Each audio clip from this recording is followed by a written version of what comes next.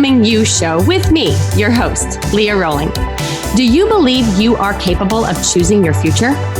Sometimes it takes just one person to believe in you, or you to believe in yourself. If you find yourself continuing to say, someday I will take better care of myself, only to continue living the same day over and over and over again, then you, my friend, are in the right place. I am your biggest cheerleader, inspiring you to become you on purpose and with intention. Are you ready to create a life you love? I'm excited to share with you some big ideas that you can use today to inspire, impact, and influence your life and everyone in it. The Becoming You show starts now.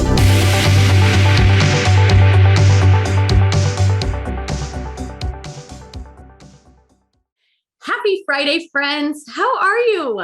I am awesome. I am excited about a new month.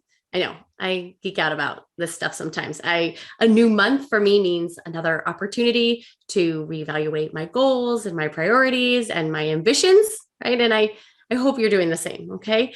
I am super excited about today's show. I mean, I always am. But today we're talking about results and how they don't lie, right? I'm excited to bring this entire framework together for you. Why? Because I want you to remember always that you are the designer of your life. You are. You can create a life, right? A future that you are encouraged by and excited by, right? And you don't have to continue to just survive the day. Rather, you design it. And I'm going to show you exactly how to do that with the model, right? So let's first start by asking these questions. What experiences, what results, we're talking about results today, are you creating in your life? When was the last time you even considered the question, right? In what areas can you become more of who it is that you are? When I talk about areas, I break them down into the areas of self, right? The journey to self-mastery requires us to be selfologists. I know it's just a word that I made up, but we have to study who we are, why we are, how we are, and what we are. We have to study ourself. So the 5 areas of self that I coach on are physical, personal, mental, emotional, and our connected self. We need to know where we are, right? To know where we want to be. We have to assess this knowing, right? Without shaming, without criticizing, and without blaming. And so I love this framework, right? That I'm going to unpack for you completely today, because it helps us understand what it is that we are thinking, what it is that we are feeling, how it is that we're showing up in the world in order to get the results, right, that we want in the world. I'm going to give you a super quick recap on this framework, right? And then I'm going to bring it all together for you at the very end. If you've missed any of my podcasts to date, go in and check them all out, and you will see that I have lots to say about each of these letters. And I'm only going to take like a couple seconds for each letter today. So if you want to dig in deeper to any of these letters, you can check out my previous podcasts. So S, first letter of the framework. S is the situation, my friends. The S are people, places, things, experiences, whatever, that are neutral, right? Spouses, in-laws, bosses, they are all neutral until we give them meaning with our T. Right? And our T line is our thoughts, right? Now, our thoughts are optional. Our thoughts are, of course, valid, but they're not facts, my friends. They're not even necessarily true. They're just beliefs that we've been believing for a really long time. We have a lot of evidence that they are true, but it doesn't make them any more true. It just means that we have lots of proof. All right? And we have to be really interested in these thoughts, right? Because thoughts become things, right? Thoughts become our results, okay? Thoughts create feelings or emotions for us. E is the next letter in the model. Emotions, right, are created by our thinking. Our spouses don't make us mad. They don't. Our kids don't overwhelm us, and our in-laws don't make us angry. We make ourselves angry because of our thinking. This is the best news ever, you guys, because that means that if we are the problem, we are also the solvers. Okay? Emotions are indicators that there's something within us that we need to be healed, right? Emotions are for us to feel, not for us to project onto other people like we sometimes do. Okay? And then emotions fuel our action line, which is the A line, how we show up, who we are, right? Whether we're avoiding, whether we're distracted, whether we're buffering, right? Look to the E line to figure out why it is that you do anything. And then results. That's what we're going to talk about today. Okay. Results are always proof of your original thought. They are. So look to your thought to determine how it is and what it is that you're experiencing as a result in your life. Okay. Remember, thoughts become things, your results, and results don't lie. Do you see how this framework, this knowing, could literally change everything for you? If you weren't at the effect of your life, but you created it with a model, with a proven algorithm, right, to design your life, right? It's not just this big macro level, like, ooh, I get to create my life, but how? Like, this is how. This is the way, okay? If and when you know this, right, you can see the world differently. You get to choose how you see the world. You get to choose what you believe to be true about the world, right? And how you show up in it, right? So here's some big things that when I learned was like mind blowing to me, right? No one is to blame for what you are thinking. They're not. You get to own that. No one is to blame for what you're feeling. You get to own that too. Okay. No one is to blame for how you're showing up and what you're either doing or not doing. You get to own that. And no one is to blame for the results in your life. You get to own that too, my friend. You are the one, right? Taking blame, right? And I put blame in quotes because lots of people think that's a trigger word, right? But taking blame for this is our life's responsibility. And trust me, you want to be the one. You do. Because if other people are to blame, right, then we have to figure out how to control them, which is very tough to do. I haven't figured out how to control our S's, the other people in our life, our spouses, our kids, our in-laws, all of them, right? I promise you, if I figure it out, you're going to be the first to know. But you know what? We don't have to. When we know the model, we don't have to figure out the S, because the S isn't the reason why we think or feel or show up in our life, right? Our thinking is the reason. Our thinking is always the problem. Okay. So many people think that the world is in their control, that the world is to blame for how they think and how they feel. Look to the pandemic, look to politics, the vaccines, the masks, schooling, homeschooling, inflation, all of it. I see people fight and ridicule and judge and criticize the other perspective, right? So they can seemingly be in control, so they can seemingly be right, right? And again, I'm a big fan of supporting causes, but we need to stop trying to control the world so that we can start feeling better. We start feeling better when we stop trying to control the world so that we can feel better. Do you see this? For your sake, right? Not for anyone else's. Do you know that you can just believe what you believe? You can just show up how you show up, right? Without anyone having to believe what you believe, without having to convince anyone else on what you think is right. Can we just allow people to have their own opinions on what they think is right and just and fair? How nice of us, right? Can we just accept that other people have agency, right? To think and feel and act based on their own experiences? And again, I'm not suggesting that we align our thoughts, that we dismiss our thoughts in approval of theirs, right? But acceptance of agency of others is the only winning scenario, my friends. We lose every single time we resist this truth. What would happen if we just got busy in our own business, right? When we focus on what is in our control versus what is not in our control, right? We will 10x the results in any area of our life. Why? Because here's what's true. Every result in our life is created by our thoughts. Now, this is not permission, right, to start judging your thinking. I'm not suggesting going from blaming other people and the situations in your life to blaming yourself. I'm not saying that at all.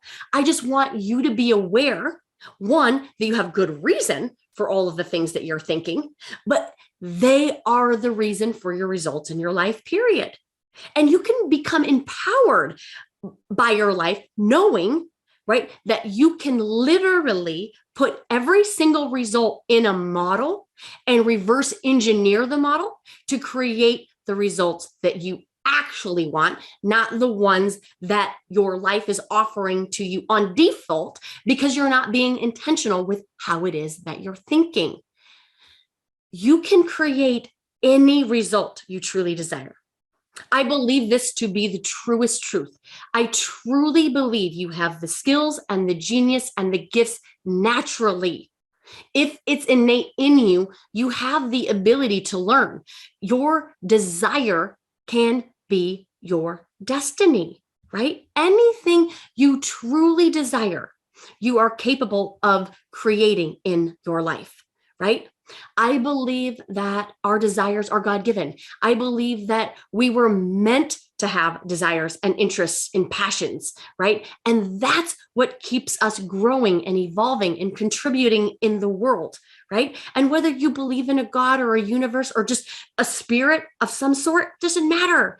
I believe that when you are in alignment with that nudge, with that desire, and you step into it, right? You literally can create it for your life, okay? You are one model away from your desires, from your destiny, right? So what does that involve of us, right? It involves us thinking about what we think about and cleaning up those thoughts, right? Is the fast track, right? To get the results that you want. Thoughts like, what would other people think? Thoughts like, it's kind of expensive. Thoughts like, oh, I couldn't charge that much. Thoughts like, there are so many other people in the industry. Thoughts like, I'll never be able to lose weight. I'm too old. I'm too young. My kids are too young, too old, right? No one would understand. It's probably a silly idea. They shouldn't do that. I wouldn't do that. All of those thoughts, you guys, they're valid. I'm sure you've got good reason to believe them, but if they're not creating the results in your life, they are swappable, right? And we can choose other thoughts that are as believable, but that make us feel better, that allow us to show up in our A line the way we need to in action to get the results that we want.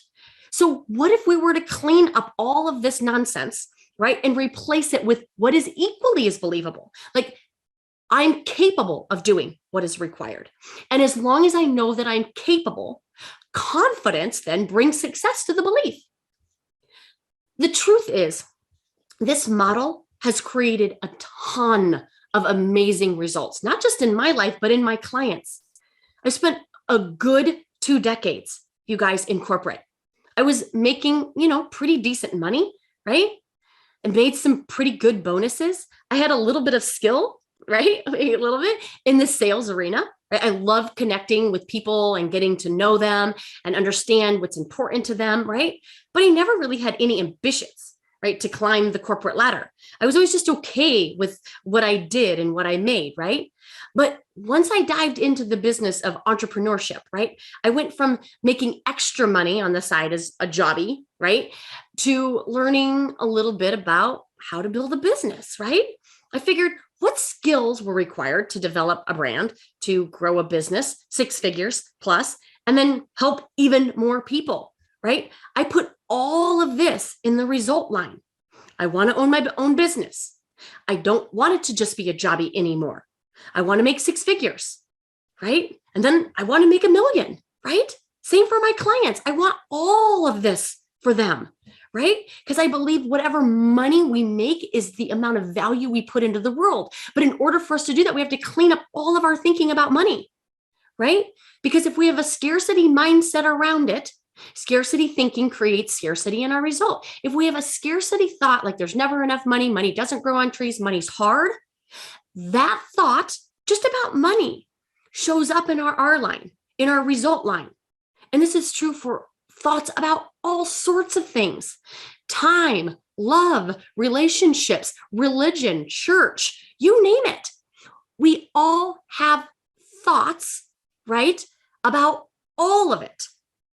And we just have to be onto those thoughts. And we have to make sure that they're in alignment with what's going to create the results that we want in our life, right? My business coach, connections, and my mom, right? They believe in me, right? My family's, right, support all helped me to believe in myself, right? And even if we don't have all of those things, we can still believe in ourselves.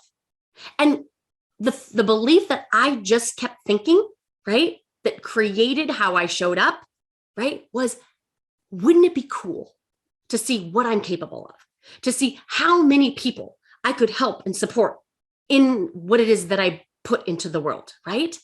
How many people I could share these tools that have helped me so significantly, right? Right. And the money is fun, but it's not all that inspiring.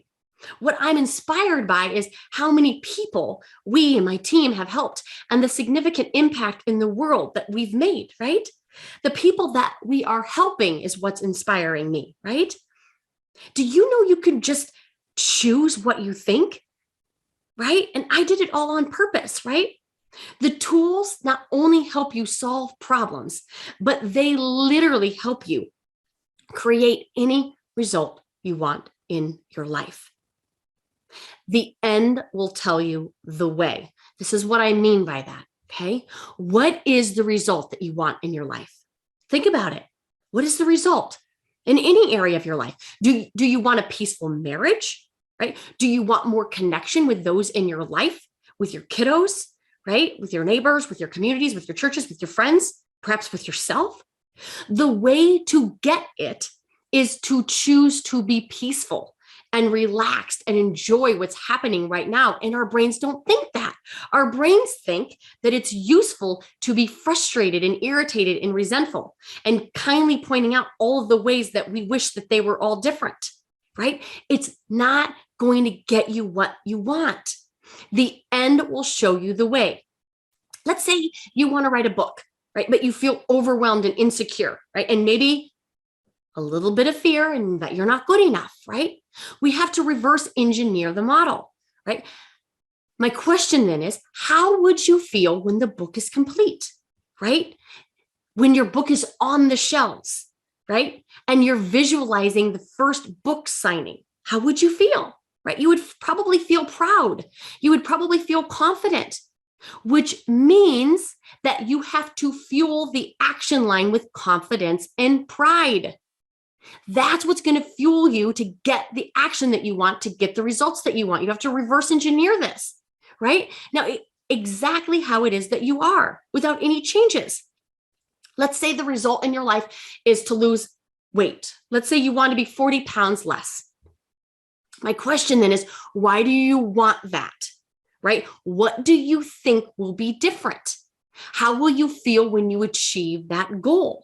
Right? Most of my clients will say that they will feel happy, that they will feel accomplished, that they will be able to look at themselves with a wink and a sense of accomplishment, right? Maybe even a dang girl, you look good, right? Guess what losing 40 pounds is going to require of you? It's going to require you fueling your A line with, dang girl, you look good. Let's go, right? We have to practice believing that. Our brains want to resist that. Our brains think that if we offer up all sorts of accolades of praise and acceptance, that we will think then, why even bother to lose the 40 pounds, right? If I look so good, girl. Why would I even lose 40 pounds? Here's why. Here's why, my friends, because you would stop overeating. Because the reason we overeat is because we feel terrible about ourselves, right? Because we look in the mirror and we think we look disgusting, right? And then we go eat a bag of chips and raid the pantry and binge on Oreos, right? To feel better, as if that works. Friends, I promise you, the end is the way, which means that the process of getting there, right? Getting the result that you want is going to be amazing. It is. It's going to be enjoyable and it's going to be fulfilling, right? As confident building as actually getting there, right? I heard a coach use this analogy once, right? When you order something on Amazon, right, you believe that it's coming and it's exciting and that you know it's going to come, and you're not all frustrated that you don't have that thing yet because you know it's coming, right? And it doesn't mean that there's not a part of you that doesn't wish that it was coming maybe a little bit faster, right? Even if you ordered it Prime, right, and it's not here in 2 days, right? You don't get all agitated and irritated that it isn't here yet, right? You just trust, right? You just let yourself be excited about this thing that you ordered, even though it's not here yet. That is what I'm trying to tell you guys, right? When they ask, how do I be excited and confident if I haven't written the book yet, if I haven't lost the weight yet? Here's how. You just believe that you're going to. You just believe that Amazon's going to show up with the package and it's going to be exactly what it is that you ordered. And it might not show up in exactly 2 days or in the time frame, right? And you don't exactly know where it's at in progress, but you know it's coming and you believe that it's coming, right? You're allowed to believe it, right? Can you believe it so much that you can get excited about it, right? That's what we need to bring to the action line to actually do the work to get the results. We think it's do the action in order to get the results so that we can feel the way that we want to feel. That is not the way it works, my friends, right? The way that it works because of the neuroplasticity of our brain is that we have to feel the way that we want to feel when we've done the thing that we wanted to do. Right? We have to feel excited and confident so that we take action to get the results that we want, right? This is a super powerful skill, my friends, right?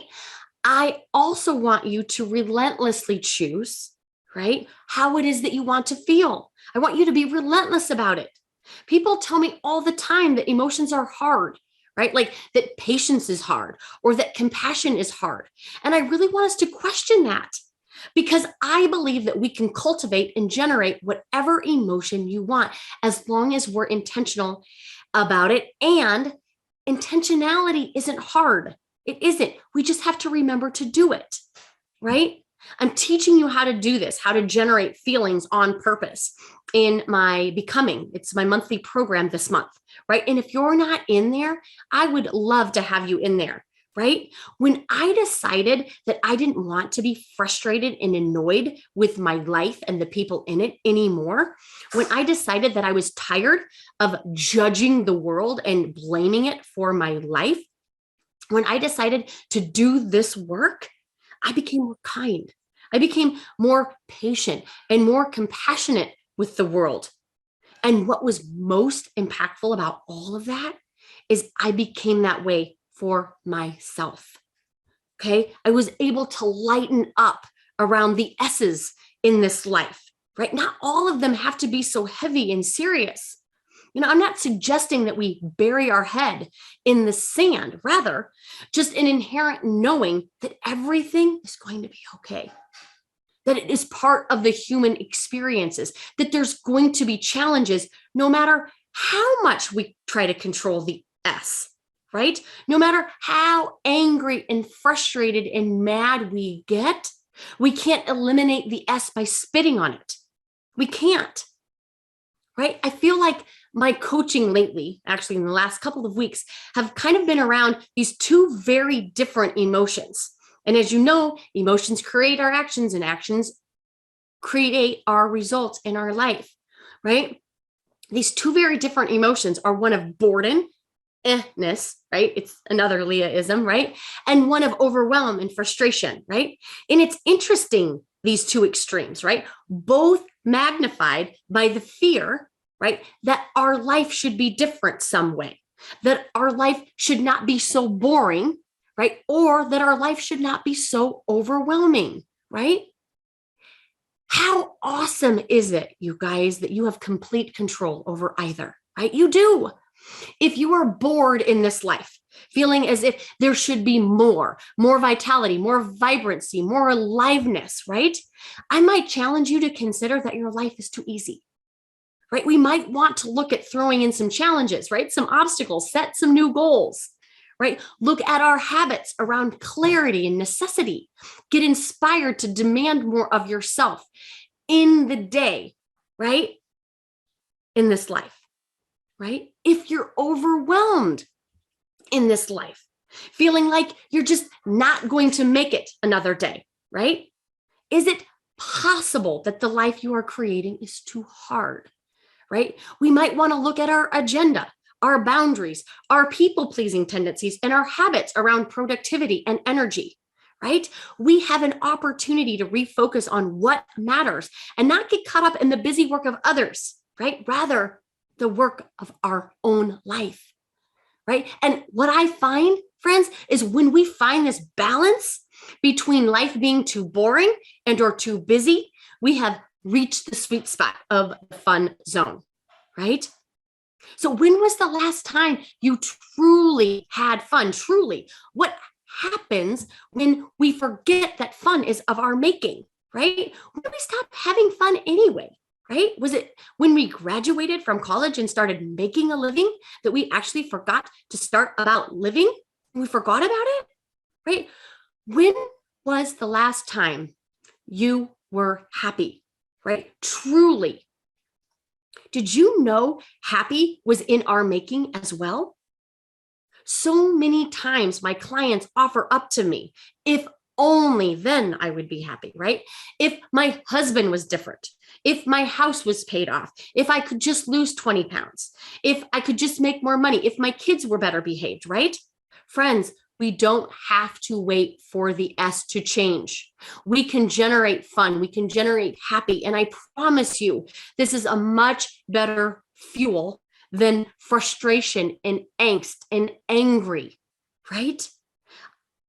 I want to take the next little bit of time to show you how this all plays out in this model, okay?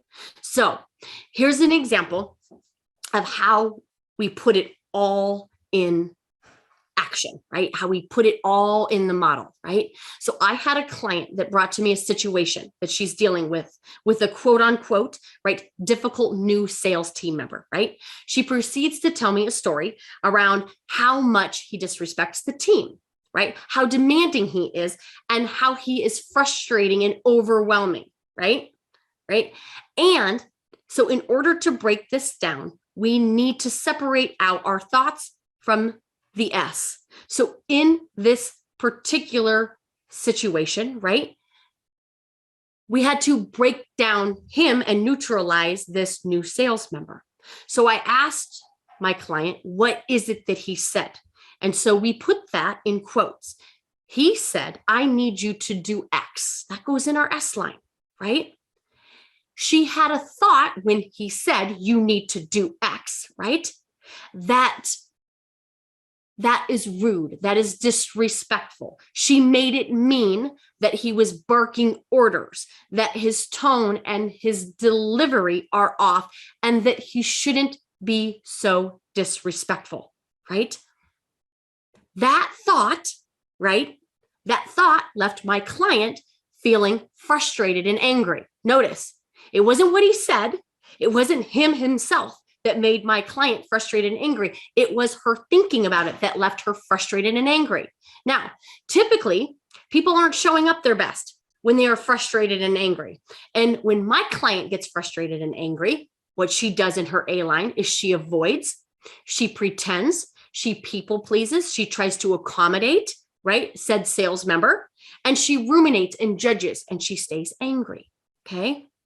And again, The R line is always proof of our original thought, which in this particular case, her thought was, he is disrespecting me, right? In her R line, she's disrespecting herself by pretending, by people pleasing, and avoiding doing the work that she knows she is capable of doing. And again, I call this the default model because this is a model based off of a subconscious programming without a lot of intentionality around what it is that we're thinking and feeling and how we're showing up, right? We're not even thinking about the results that we want. We are just thinking and feeling that this guy is disrespectful and he's an idiot and I don't like him, right? But we don't like ourselves when we're with that person because we have to clean up our model, right? So what if we were to get intentional around what it is that we wanted in the R line? Remember, I said earlier that we could reverse engineer the model any way that we wanted to. We could hijack it in the A line or the E line, right? So what we decided to do is we hijacked it starting in the R line with respect myself. That's what she wanted to do, right? All right. So what would she have to do in her action line in order to respect herself? Well, she'd have to stop pretending to herself and to this team member, right? She would have to stop accommodating. She'd have to stop people pleasing. She would have to stop being so angry. And she'd have to start actually telling the truth, the whole truth, which is a bit of a lost art, an episode for another day. You see, the reason why we aren't very good at telling the truth is because a lot of times the truth is not kind. And the only reason that it isn't kind is because we haven't cleaned up all of the emotion fueling the action of telling the truth. It's still riddled in a bunch of judgment. Most of the time, right, when we are in a position to quote unquote tell the truth, it's fueled by anger and frustration and disappointment and resentment. That truth most likely will not be kind. Right? If we clean up the E line, we can have a conversation that is loving and compassionate and curious, right? And we can offer up the truth, right? Not out of anger, right? Then we can tell the whole truth, right? And in this particular case, right, the half truth is that he needs to stop barking at me and stop being so disrespectful. But if we can get to compassion and curiosity, we can tell the whole truth, which looks more like this. I understand that you're new here and you're doing an incredible job, right? And the way that we do things might be different than the way you've done things at other organizations. And I get it, right? But I don't have the bandwidth to do everything, nor do I have the bandwidth to do it in your timeline.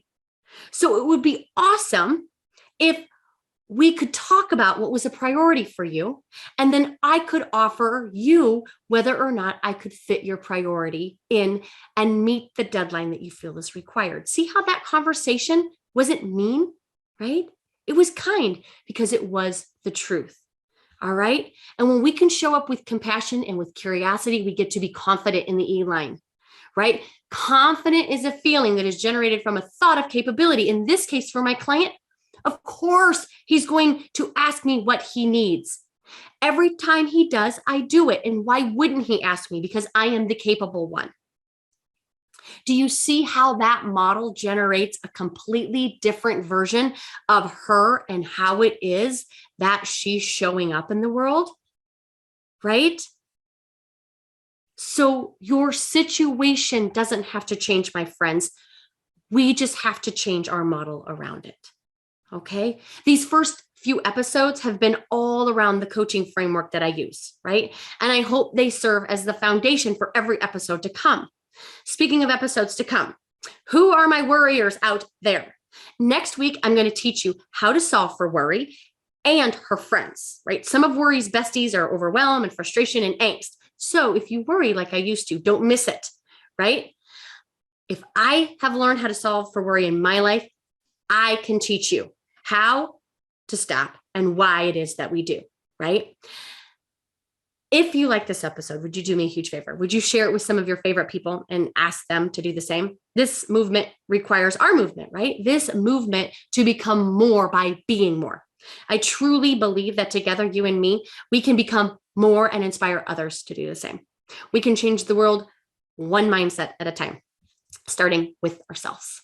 Thanks for being here with me, you guys. Have an amazing weekend. See you next Friday at the same time, 11 Central. And if you want to take what you're learning to the next level, check me out on my website, www.leahroling.com/becoming. This community needs you. See you soon. Bye. You have been listening to the Becoming You show with me, your host, Leah Roling, where I share big ideas to inspire, impact, and influence your life. Tune in every Friday at 11 Central on transformationtalkradio.com for your morning cup of coffee, the hug you never want to end, and that inspirational message that you felt was written just for you. Each show is inspiring you to become you with purpose and intention. For more information or to connect with me, visit www.leahroling.com.